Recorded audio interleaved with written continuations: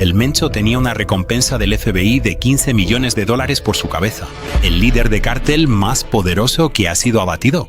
El ejército mexicano afirma que ha abatido al líder del cártel de drogas más poderoso del país, una de las organizaciones de narcotráfico más violentas y de mayor crecimiento en los últimos tiempos, Nemesio Ceguera Cervantes. El Mencho tenía una recompensa del FBI de 15 millones de dólares por su cabeza, más alta que la que tuvo Bin Laden jamás. Durante más de una década, este hombre construyó un imperio de cártel valorado en 20.000 millones de dólares, manteniéndose completamente invisible para las autoridades.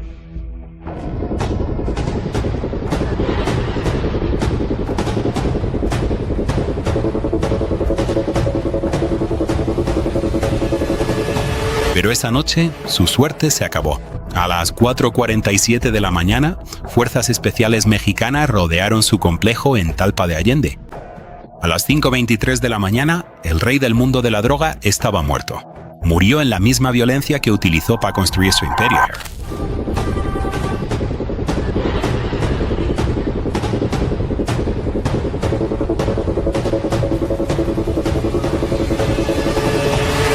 Tuvimos acceso exclusivo a informes de inteligencia que muestran exactamente lo que el Mencho hizo en sus últimas 24 horas.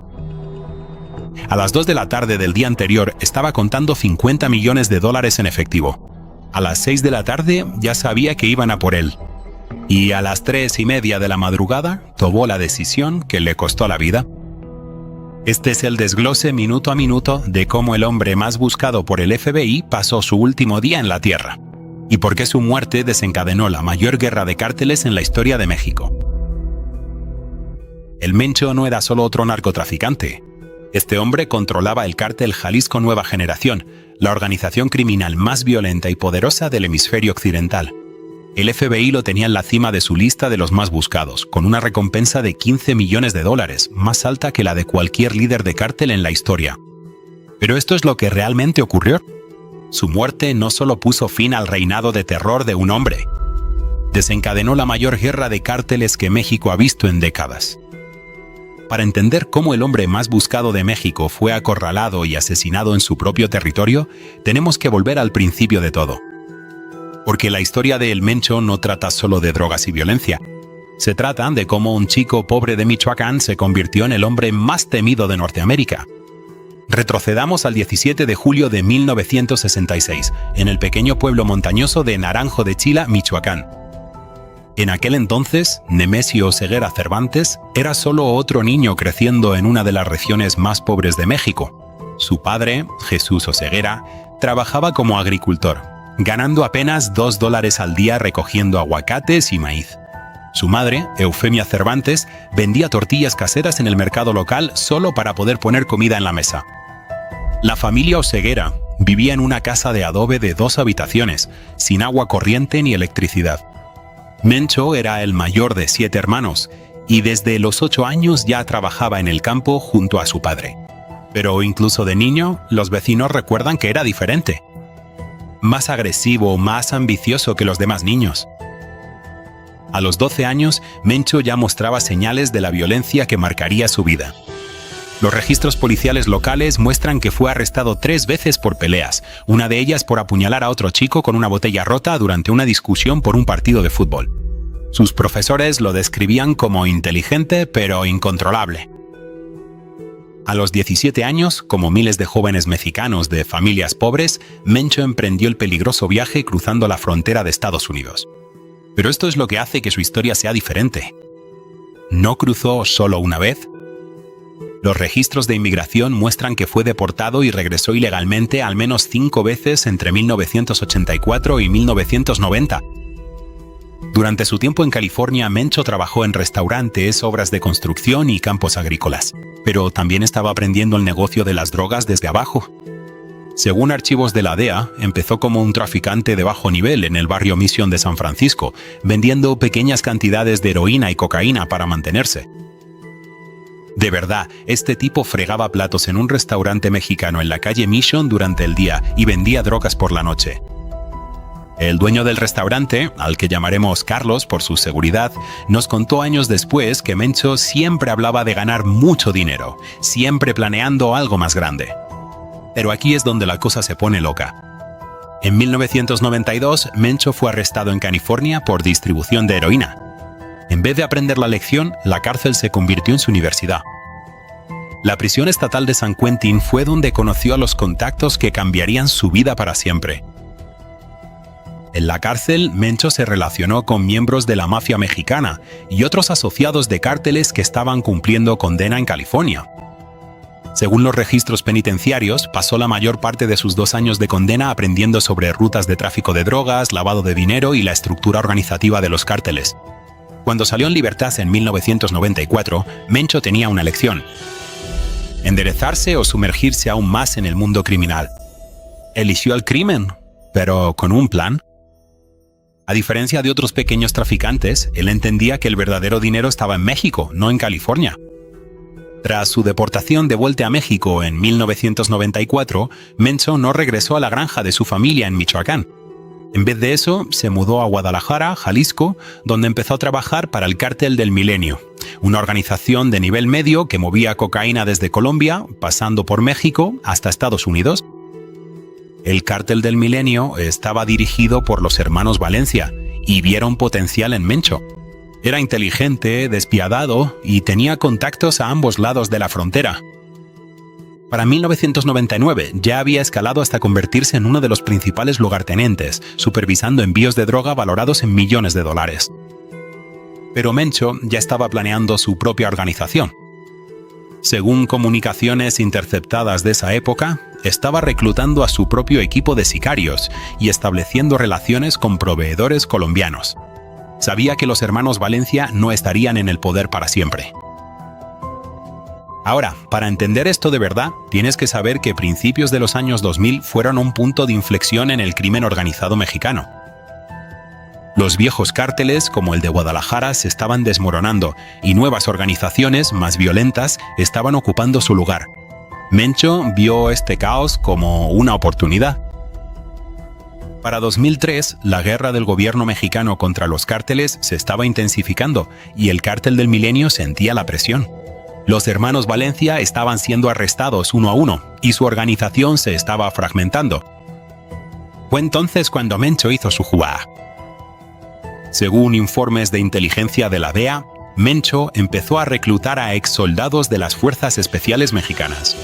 Tipos que habían sido entrenados por el ejército estadounidense para combatir a los cárteles, pero que ahora estaban dispuestos a trabajar para ellos. No eran simples sicarios. Eran soldados de élite, con entrenamiento militar. Pero eso ni siquiera es la parte más loca. Mientras otros cárteles se peleaban entre sí por el territorio, Mencho estaba construyendo algo completamente diferente.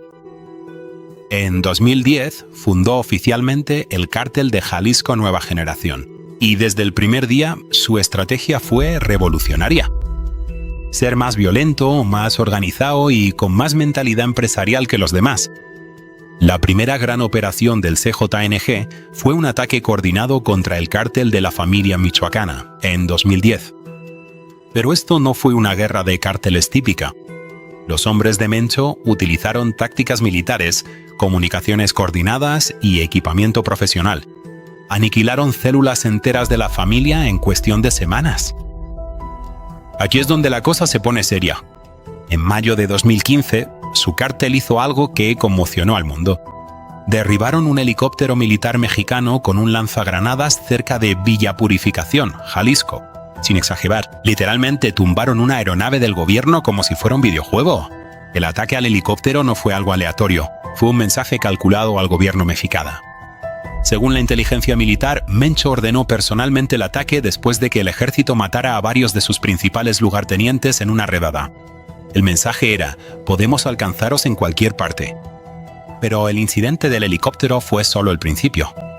Durante los 2 años siguientes, el CJNG llevó a cabo más de 200 ataques contra fuerzas gubernamentales, incluyendo emboscadas a convoyes militares, asesinatos de comandantes policiales y atentados contra edificios gubernamentales. Según el exagente de la DEA Mike Vigil, el Mencho revolucionó la guerra entre cárteles. Convirtió su organización en una fuerza paramilitar capaz de desafiar directamente al gobierno mexicano. Y tenía razón. Para 2016, el CJNG contaba con más de 5.000 miembros armados y operaba como un ejército privado. La situación se agravó aún más cuando Mencho empezó a atacar personalmente a funcionarios del gobierno. En septiembre de 2015 publicó un vídeo amenazando con matar a cualquier policía que interfiriera en sus operaciones. En el vídeo está rodeado por decenas de hombres armados encapuchados, todos portando armas de grado militar. El mensaje del vídeo era sencillo: somos el Cártel Jalisco Nueva Generación. Estamos en todas partes. Puedes trabajar con nosotros o morir. A las pocas semanas de la publicación del vídeo, más de 50 policías en Jalisco habían renunciado a sus puestos. Pero Mencho no era solo violencia, también era un empresario brillante. Informes de inteligencia de 2016 muestran que había diversificado las operaciones del CJNG más allá del simple tráfico de drogas. Estaban involucrados en el tráfico de personas, secuestro y extorsión, minería ilegal e incluso robo de combustible. Para 2017, el CJNG robaba más de 10.000 barriles de gasolina al día de los oleoductos del gobierno, obteniendo millones de dólares en ganancias. Habían convertido el robo de combustible en una operación industrial, con sus propios camiones cisterna, redes de distribución y gasolineras. Avanzando hasta 2018, el gobierno de Estados Unidos ya había tenido suficiente.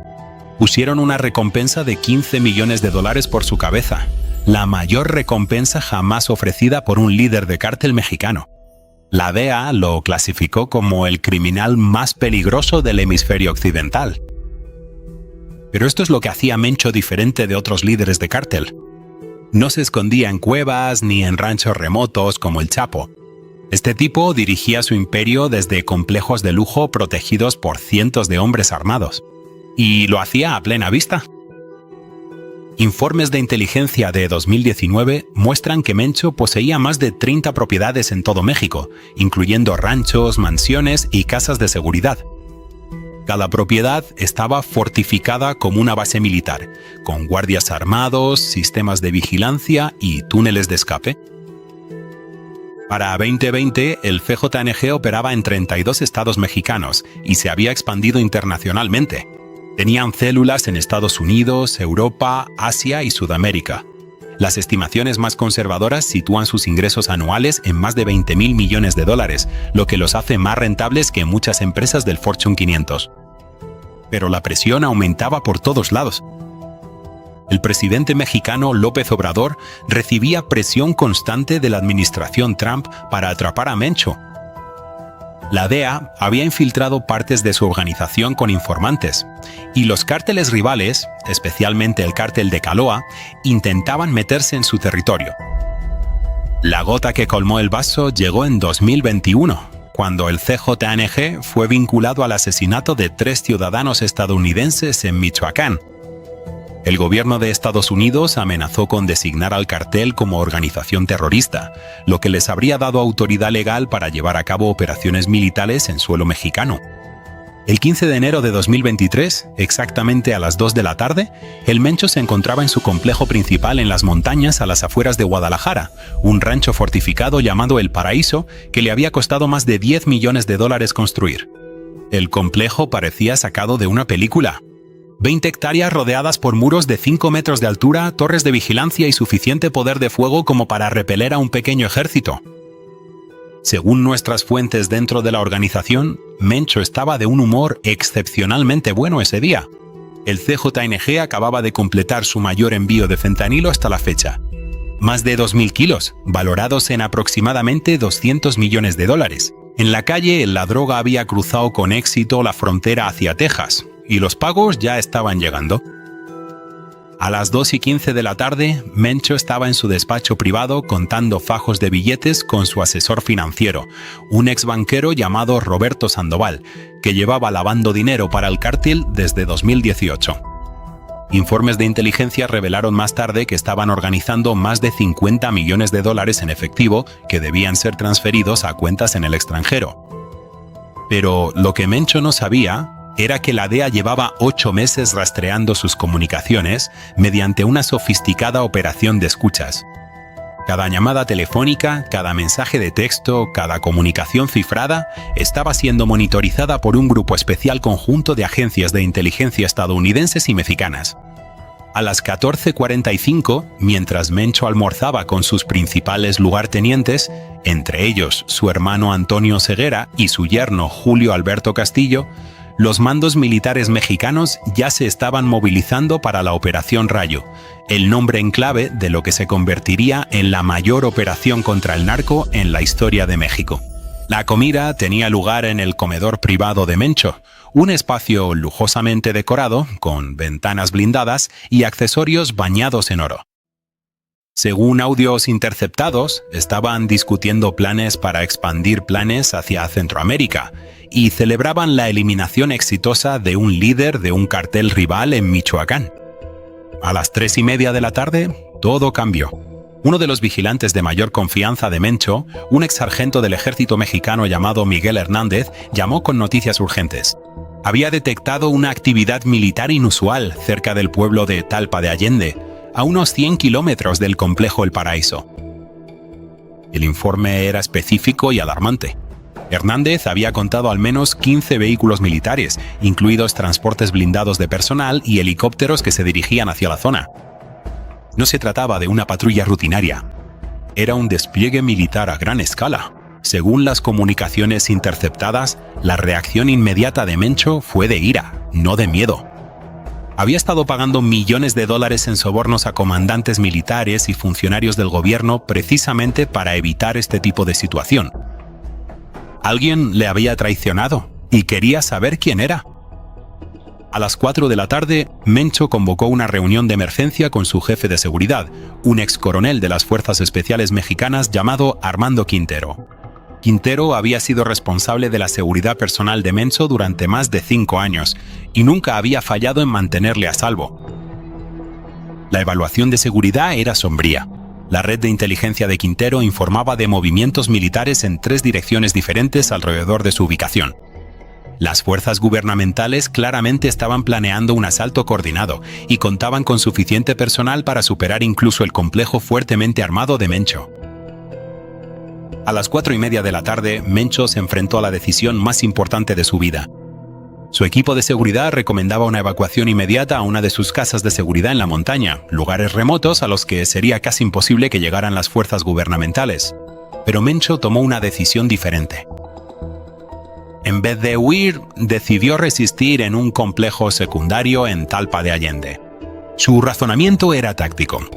El complejo de Talpa era más pequeño, pero estaba mucho más fortificado, y creía que sus sicarios podrían resistir cualquier asalto del gobierno el tiempo suficiente para que él pudiera negociar o escapar. Esta decisión le costaría la vida, pero en ese momento parecía lógico. El complejo de Talpa había sido diseñado específicamente para este tipo de situación. Túneles subterráneos, múltiples rutas de escape y suficientes armas y munición para soportar un asedio de varias semanas. A las 17:15, el convoy de Mencho salió del Paraíso por última vez. El convoy estaba compuesto por 12 vehículos blindados que transportaban a más de 80 sicarios fuertemente armados. Cada vehículo estaba equipado con equipos de comunicación de grado militar y armas que incluían ametralladoras calibre 50 y lanzagranadas propulsadas por cohete. El trayecto de 60 millas hasta Talpa de Allende normalmente tomaba unos 90 minutos, pero el convoy de Mencho iba por caminos secundarios y evitaba las carreteras principales. También se detenían con frecuencia para comprobar si había retenes militares y vigilancia aérea. A las 6:45 de la tarde, los vecinos de Talpa de Allende empezaron a informar sobre la llegada de hombres fuertemente armados a la zona. Fuentes locales nos dijeron que los sicarios de Mencho estaban estableciendo posiciones defensivas alrededor del complejo y ordenando a los civiles que permanecieran en sus casas. Para las 7 de la tarde, el complejo se había transformado en una fortaleza militar. Los hombres de Mencho habían colocado francotiradores en las azoteas, instalado nidos de ametralladoras en puntos estratégicos y preparado artefactos explosivos improvisados a lo largo de las carreteras de acceso. A las 7:30 de la tarde, Mencho recibió su último informe de inteligencia. Las fuerzas gubernamentales habían rodeado la zona con más de 500 soldados, incluyendo unidades de fuerzas especiales de élite. Helicópteros militares sobrevolaban la zona y vehículos blindados estaban posicionados en todas las posibles rutas de escape. Pero Mencho aún creía que podía ganar. Según comunicaciones interceptadas, les dijo a sus hombres: «Ya hemos luchado contra el gobierno antes y hemos ganado. Esta noche no será diferente. Luchamos hasta el final». A las 8 de la noche, Mencho hizo su última llamada telefónica a su esposa, Rosalinda González Valencia, que se encontraba escondida en una casa segura en Guadalajara. La conversación duró menos de 2 minutos, pero las agencias de inteligencia grabaron cada palabra de la llamada. Mencho le dijo a su esposa: «Si me pasa algo esta noche, ya sabes lo que tienes que hacer. Cuida de nuestros hijos y mantén el negocio en marcha». Fue la última vez que alguien escuchó su voz. A las 9:30 de la noche se escucharon los primeros disparos. Las fuerzas del gobierno habían intentado negociar la rendición de Mencho a través de altavoces, pero su respuesta fue un lanzagranadas que destruyó un vehículo militar y mató a 2 soldados. El tiroteo que siguió no se parecía a nada que las autoridades mexicanas hubieran experimentado antes. Los sicarios de Mencho estaban utilizando tácticas y armas militares que rivalizaban con las de las fuerzas gubernamentales. La batalla se podía escuchar a kilómetros de distancia, con explosiones y disparos que retumbaban por las montañas. Según los informes militares, el asalto inicial duró más de 3 horas. Las fuerzas del gobierno estaban utilizando helicópteros artillados, vehículos blindados y unidades de fuerzas especiales de élite, pero los hombres de Mencho mantenían su posición. A las 11:45 de la noche, las fuerzas gubernamentales pidieron refuerzos. La resistencia era más fuerte de lo esperado y necesitaban más potencia de fuego para romper las defensas del complejo. Llegó la medianoche y Mencho seguía resistiendo. Pero a las 12:30 de la madrugada del 16 de enero, sus comunicaciones quedaron en silencio. Las fuerzas gubernamentales lograron bloquear todas las frecuencias de radio y cortar las torres de telefonía móvil en la zona. A la 1:15 de la madrugada, el generador principal del complejo fue destruido por un ataque con misiles del gobierno, sumiendo la zona en la oscuridad. Esto fue el principio del fin para Mencho. Sin comunicaciones ni electricidad, sus posiciones defensivas quedaron comprometidas. A las 2 de la madrugada, las fuerzas gubernamentales iniciaron su asalto final. Utilizando equipos de visión nocturna e imágenes térmicas, eliminaron sistemáticamente las posiciones defensivas de Mencho una por una. A las 3:30 de la madrugada, Mencho cometió su último y fatal error. Con su complejo invadido y la mayoría de sus hombres muertos o capturados, decidió intentar escapar con los sicarios que le quedaban. Se subieron a 3 vehículos blindados e intentaron romper el perímetro militar. El intento de fuga estaba condenado desde el principio.